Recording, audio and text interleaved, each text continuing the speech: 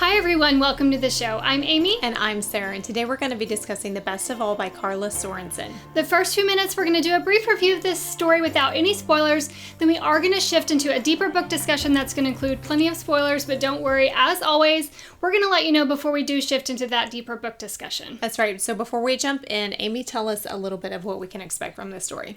Two enemies who are constantly bickering are forced to face reality when their two best friends suddenly pass away and leave their 2-year-old daughter in their care to parent together. This story has humor, banter, and a cinnamon roll male main character. Sarah, what did you think about The Best of All? I love this story. I love all of Karla's stories. I've read them all. This one just, it was so incredible, and I love the male main character and the female and how they're kind of enemies to frenemies to more.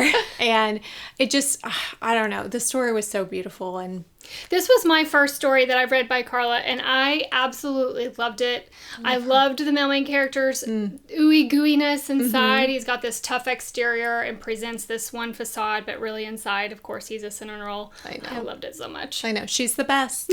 All right, let's get into our ratings. Angst. Angst. This was just a 1 for me. Same. Yeah. Yeah, it wasn't very heavy on the angst. I didn't feel. No. All right, humor.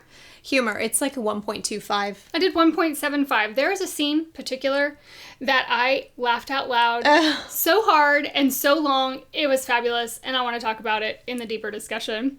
All right, spiciness. Spiciness. This was a 2.5 for tension. This is a slow burn, but Karla has a way of writing her stories where you're just waiting for everything to kind of...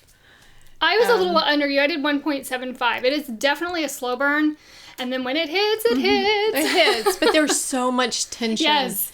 And there's thought. Delicious and tension. she makes you want these characters to just be together. Ignite earlier than they do. But she won't, because she likes her slow burns.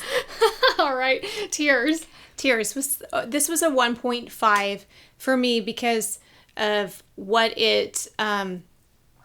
the reason why this couple, you mentioned it in the main, some parents die and they have to take care of their little girl. Yeah. And that for me as a mom was like...